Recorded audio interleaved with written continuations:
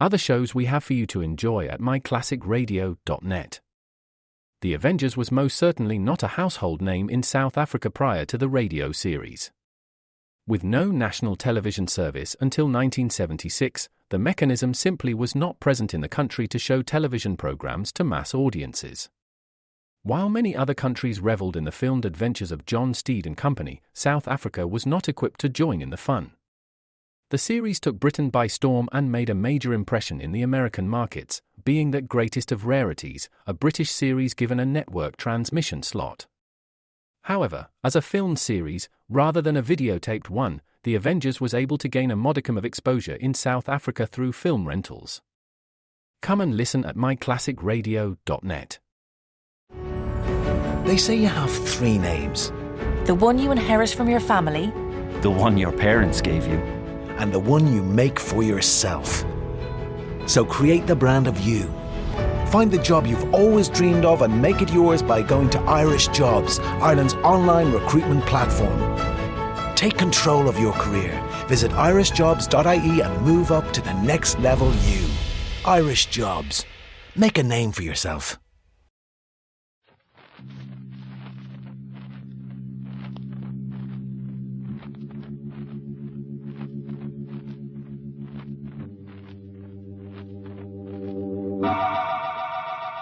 The Emerson Drug Company, makers of Bromo Seltzer, invites you through the creaking door for tonight's inner sanctum mystery titled Skeleton Bay, written by Emil Tepperman.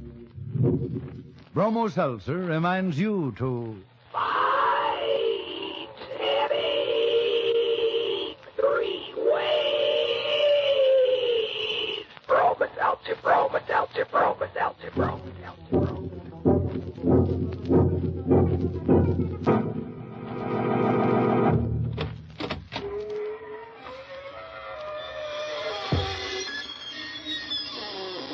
Good evening, friends of the creaking door.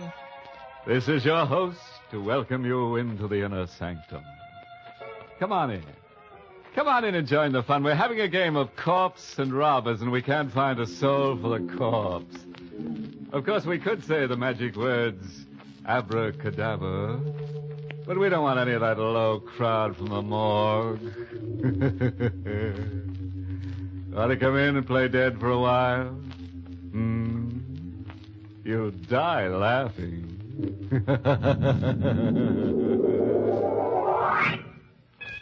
And now for our excursion into the Erie. Our little trip to Skeleton Bay. Our story opens at a swanky hotel with private cabins, situated on a storm-swept, rock-bound coast. The story itself is all about, you guessed it, murder. And here is Carola Winters to give us a blow-by-blow description. I'll tell you first about the night I met Michael Barrett. It was in August at Skeleton Bay. I'd come to the hotel supposedly for a rest. That was what I kept telling myself, but in reality, I didn't know why I had come here. Skeleton Bay. I'd seen the name in an ad months ago. And since then, it kept hammering at the inside of my brain. It was like the voice of implacable fate, commanding.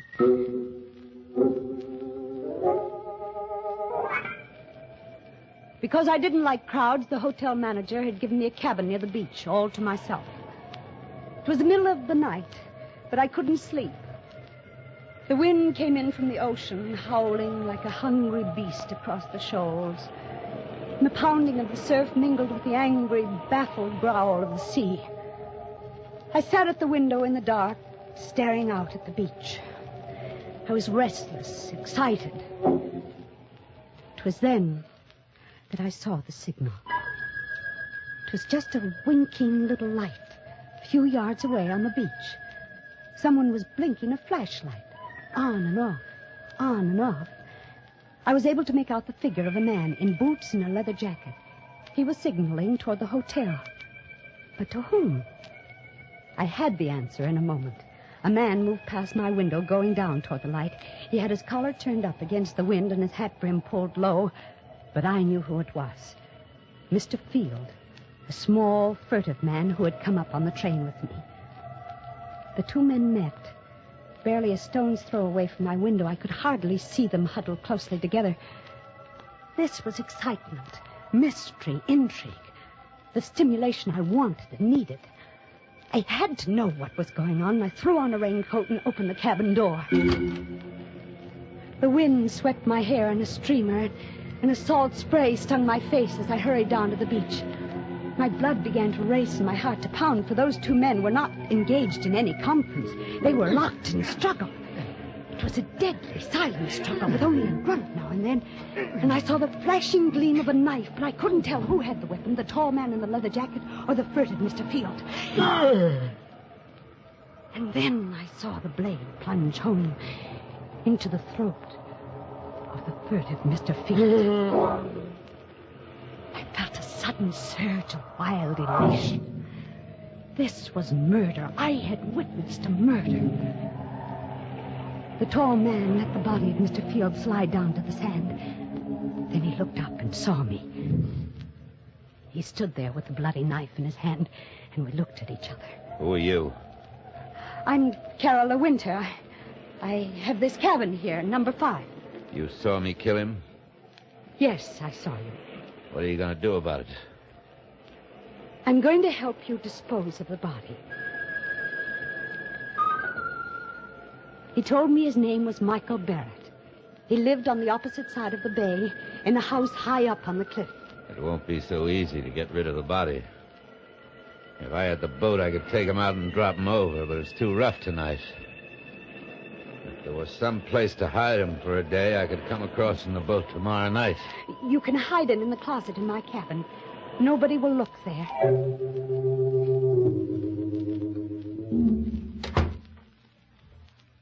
Better lock the closet door. Yes, of course. You sure nobody will come snooping here? Nobody comes here but the maid. All right. I'll be back tomorrow night with a boat. Did you pick up the knife? Yeah. I got it here in my pocket. Oh. Well, I guess that's all. Good night, Carla. Good night, Michael. All night I sat up alone, with the locked closet door between me and the staring, sightless body of Mr. Field.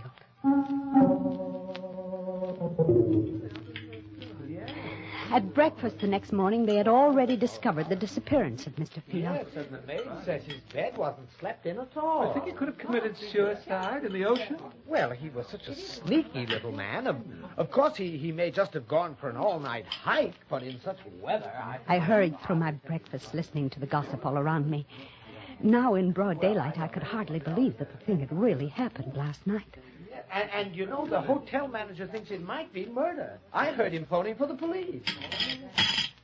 The police? I hadn't counted on that. Wait, anything wrong, young lady? You look sick. I do feel a bit dizzy. I think I'll get some fresh air. Oh, dear, poor girl. It must be quite a shock to her. She came up on the train with Mr. Field. Out in the open air, I let the wind cool my fevered face as I hurried down toward the beach. It was only 9:30 in the morning, a whole day and a whole evening before Michael could come for the body. And the police would be around all day, investigating, snooping. And all the time, Mr. Field would be sitting in my closet, staring blankly out of his sightless eyes. When I reached my cabin, I put my hand on the doorknob, and suddenly I went cold all over. The door was unlocked. I stood as still as a statue, listening. Yes, there was someone inside, someone moving around. If only I had my handbag. I had a pistol in it that I always carried for protection, but it was inside on the dresser. So slowly, I pressed the door open, a half inch, an inch, and the door creaked. That you, Miss Winter? The maid. It was only the maid, of course. She'd be making up the bed. Why hadn't I thought of that? Miss Winter? That you? Yes. It's I. What are you doing at that closet with those keys? They're just my pass keys, Miss Winter. I was just going to tidy up the closet. I didn't ask you to do anything to that closet. But that's part of the job, Miss Winter. I'm supposed to do it in all the rooms. Well, you leave this one alone. Keep away from that closet, do you hear? Well, yes, Miss Winter.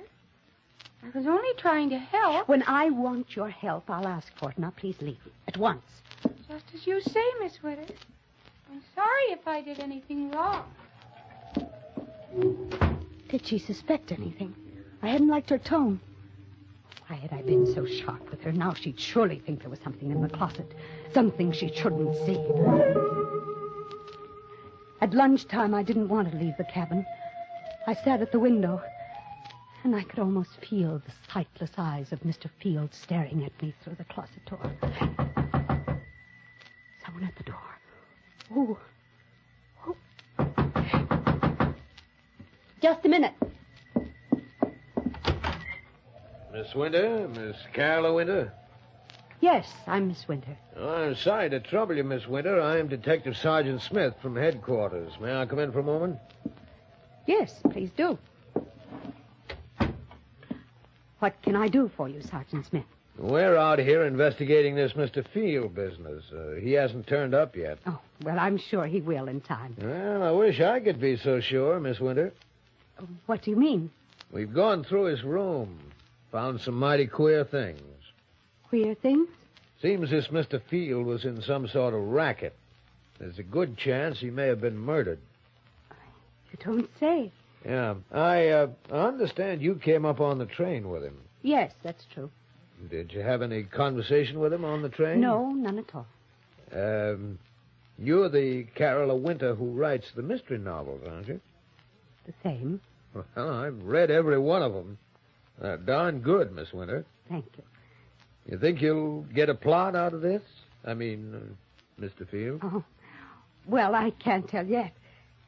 Sergeant, I wish you'd keep me posted on developments in case it does turn out to have a plot. Oh, I sure will, Miss Winter. Oh, by the way, we found this picture among the papers in Field's room. I'm showing it to everybody around in case they might recognize it.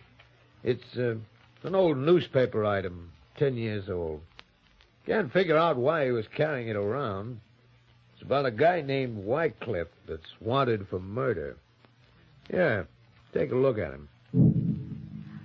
I felt the blood racing in my veins, pounding at my wrists. The picture of the man named Wycliffe who was wanted for murder was a picture of Michael Barrett.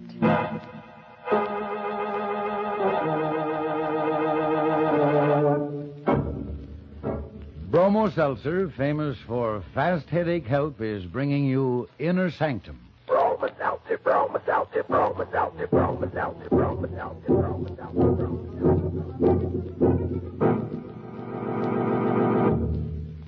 How do you do, ladies and gentlemen? How do you do? This is your old friend, Norman Brokenshire. You know, it's really silly to let an ordinary headache make you miserable when you can get such fast three-way headache help with Bromo Seltzer. Now, by three-way help, I mean Bromo Seltzer quickly helps the pain of a headache itself, and it soothes upset stomach and jittery nerves that may team up with your headache. And what a pleasant help it is, for Bromo Seltzer fizzes instantly. So sparkling, so refreshing to take. You can't ask any more of a headache product than that, can you? Fast, pleasant, three-way help for your headache. That's Bromo Seltzer. Try Bromo Seltzer on this guarantee. You must be satisfied or your money back. Need I say more? Just go to any drugstore, fountain, or counter and ask for Bromo Seltzer, Bromo Seltzer, Bromo Seltzer, Bromo Seltzer, Bromo Seltzer, Bromo Seltzer. Well, it looks as if Michael Barrett is a lucky guy, with a beautiful woman ready to commit murder for him. But what'll he do when she runs out of victims and begins looking at him with a calculating eye? Oh, by the way, you don't have to worry about our eerie spirits bothering you anymore. Now, I've made a resolution that ghosts will not be allowed out of their graves after dark. Unless, of course, they have a pass to leave the ground. Well, let's get back to the rock-bound coast of Skeleton Bay. and see how Carola entertains the grisly guest in her closet. I don't remember now how I got rid of that Detective Smith. I told him I had never seen the man in the picture and sent him away. The day was interminable. From my window, I could see the guests moving about the beach, but none of them went in swimming. The weather was too rough. And I wondered if Michael would be able to bring the boat over tonight. If not, how much longer could I sit guard over Mr. Field in the closet? Now and then I'd see Detective Smith poking around on the beach. And then, without warning, he was standing over the very spot where Michael had stabbed Mr. Field. I watched him bend down and examine something. Was there blood there? Did Smith know that was the murder spot? I saw him frown. Then he stood up and walked quickly away. I had to know what it was he had seen there. Swiftly, I slipped on a coat and went out. I started toward the spot on the beach. Going somewhere, Miss Winter? Oh, it's you, Detective. Going anywhere in particular? Why, no. I was just going up to the hotel for dinner. It's almost dinner time, you know. Well, fine. I'll walk up with you, if you don't mind. Not at all. Can I help you? Take your arm. Oh, thank you. Sand is so soft. It's still wet. We had high tide last night. Miss Winter. Yes? Are you a sound sleeper? Why do you ask? Well, I just thought maybe you might have heard something last night, like a fight or something. A fight? I was just looking at the sand back there, down near your cabin. It's all messed up, stamped around. Well, what has that got to do with me? Well, nothing at all, except I think there was a fight there last night. Maybe that's where Mr. Field was killed. You think Mr. Field was murdered? It's beginning to look more and more like it, Miss Winter. Somehow, I don't know how, I managed to get through with dinner. I hurried back to the cabin, and I stopped at the door, shocked and unbelieving. There was a light inside. Someone was in there. This time I had my handbag with me. I took the pistol out, and once more I inched the door open. It had happened, the thing I feared. The closet door was open, and there was the maid stooping over the body of Mr. Field. Oh, what are you doing there? The body. It's Mr. Field. You killed him. Suppose I did. Oh, well, what are you doing with that gun? What do you think? Oh, no! The wind was high and the weather was rough. Fortunately, no one heard the shot. I pushed her body into the closet next to the body of Mr. Field and closed the door. Now I was a murderer, too.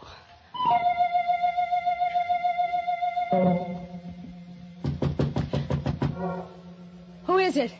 Let me in, Carola, quick. Yes. Michael, I thought you weren't coming. It's been a dreadful day. What happened? Come here and I'll show you. Is he still in there? See for yourself. A woman? Who is she? The maid. She opened the closet while I was out. You killed her? Yes, Michael, I had to. There are detectives at the hotel looking for Mr. Field. I suppose if I was smart, I'd kill you, too. And there'd be no one to talk. Yes, Michael, that would be smart. Go ahead, kill me. If you can. I knew he couldn't kill me because I had seen it in his eyes. We were two of a kind, both wild, both reckless, both eager for the thrill of danger. He, too, wanted to be like the wind. We had both been brought together by some force stronger than either of us. And we loved each other. Carola, darling. Michael. No more, Michael. We have work to do. I'll take them down to the boat. I'll help you. We carried Mr. Field and the maid down to the boat. There. I'll take them out away and dump them. And after that, Michael? After that, then I'm going home. To your house on the cliff on the other side of the bay? Yes, Carol. Michael, take me with you. What? Take me with you to your house up there on the cliff. I'm sorry, I can't. You can't. Why can't you? It isn't anything I can tell you. What are you hiding up there in that house on the cliff? You mustn't ask. Now, please, Carola, you mustn't ask. You're married. You have a wife up there. No, I haven't. Then what? I can't tell you. But are you going away? Are you leaving me forever? Not forever. You go back to the city. I'll come to you soon. I returned to the city and waited. I waited a week, a month, but Michael Barrett did not come. I wrote to him, but there was no answer. And then one evening I saw him. I was returning home in a taxi, and I saw him standing across the street looking up at my window. And when he saw me get out of the cab, he turned and started to hurry away. Michael! Michael! Michael, please don't go away! Oh, Michael, why did you try to run away? Don't you know? You're afraid. Yeah. Let's call it that. But you love me, Michael, don't you? Carola, it's no good. There's nothing but ruin for us both if I stay. We'll be together forever. It's impossible. I won't let you go back to that house on the cliff. I don't care what it is you're hiding up there. I won't let you go back. Goodbye, Carola. Wait. I'm going. You better forget about it. Don't go yet, Mr. Wycliffe. So you know about that, too. I saw the old newspaper clipping Mr. Field carried. I see. Why are you looking at me like that? You know why I killed Mr. Field? Because he tried to blackmail me about that old murder. But, dear Michael, I'm a good deal smarter than Mr. Field. You see, I write mystery novels, so I know how to handle such things. What do you mean? It wouldn't do you any good to kill me. I've written all about you, your real name, and about that old murder. It'll be found if I should ever be killed. I see. Michael, darling, I'm blackmailing you, but there's only one thing I want from you, your love. It shouldn't be so hard for you to meet my terms. All right, Carola. You win.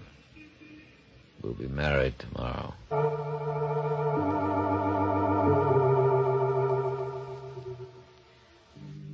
Soon after we were married, Michael began going out evenings, once, sometimes twice a week, and staying out all night. He'd return late the next day. When I asked where he had been, his temper would flare up into something terrible. I stopped asking, but I couldn't rest. I had to know where he went.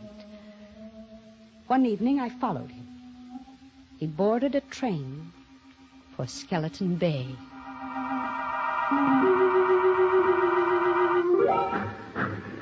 At Skeleton Bay, he set out to walk from the station, and I followed.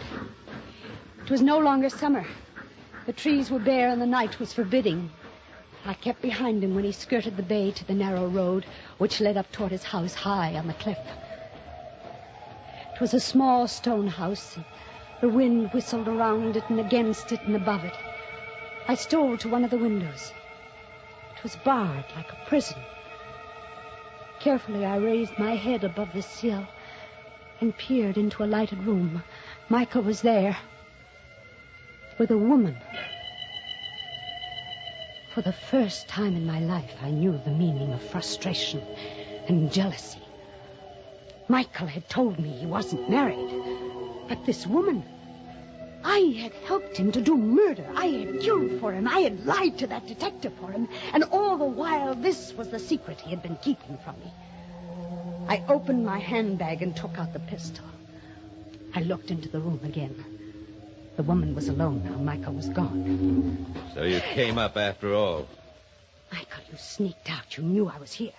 I'm sorry you saw through that window. Is that your secret, that woman? Part of it. But it's the part you mustn't know. But I do know it. That's why I've got to kill you. That knife. You've still got that knife. Yes. And I've got this, Michael.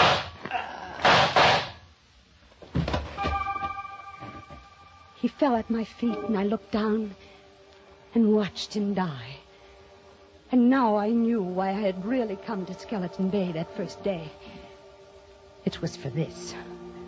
To kill Michael Barrett. So he's dead at last. You've killed him.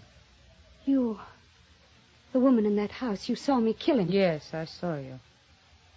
What are you going to do about it? Help you dispose of the body. Of course. Help me dispose of the body? Those were the very words I had said to Michael Barrett down there on the beach. And now this woman was saying them to me. Who are you? I'm Lisbeth Whitecliffe. I'm Michael's sister. His sister? And you want to help me dispose of the body? You see the bars on those windows? Yes. I have been a prisoner in this house for 10 years. What? Michael killed the man I was going to marry 10 years ago. He murdered him. But this house, this prison... Michael brought me here. He kept me prisoner because he knew if I got free, I'd tell the world he was a murderer. Then that's the secret. The secret you wouldn't even tell me.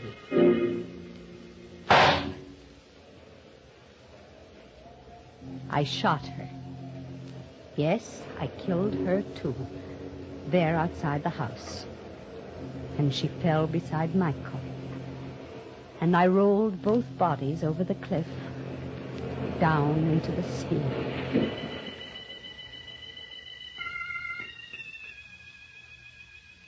This is the end of my book, the best mystery novel I have ever written. I know that in writing it, I deliver myself into the hands of the law. But I can't stop. I can't help myself. So now I am finished.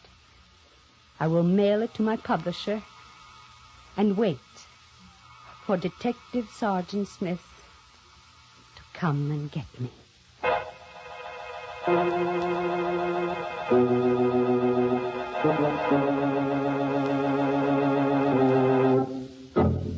It looks as if Carola's mystery novel will earn a lot of money after she's executed. But I'd say it's tainted money. Why tainted? Because she'll be dead and a ghost can't own money, so taint her. You know, Carola would have been better off if she'd remembered that the pen is mightier than the sword. Because the sword is leading her right back to the pen anyhow.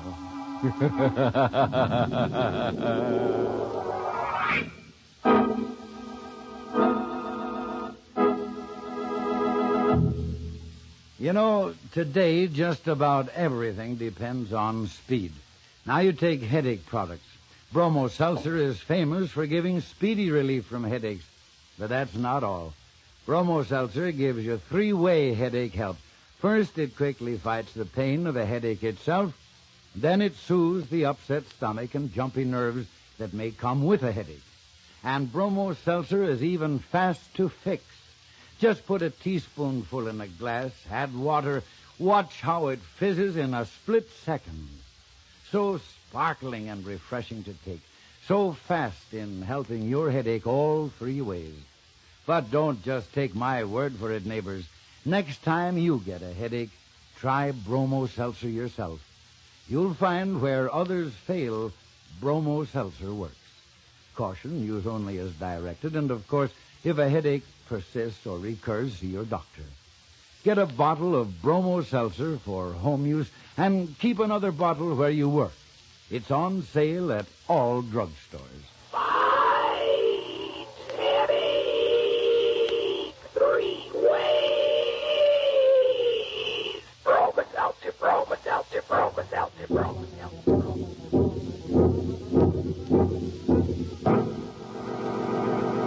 Well, it's time to close that creaking door for another 7-day rest.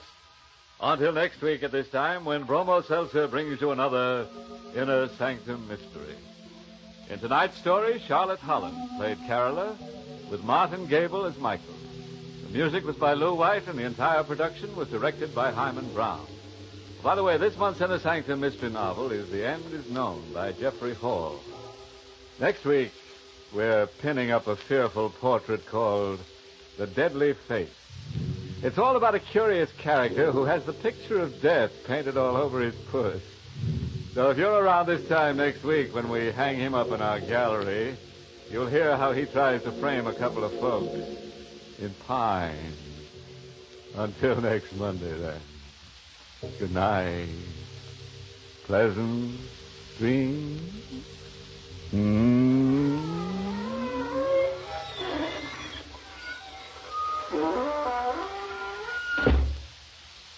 This is Norman Brokenshire speaking for Bromo Seltzer, inviting you to tune in again next Monday at the same time to Inner Sanctum, which is brought to you for your entertainment every Monday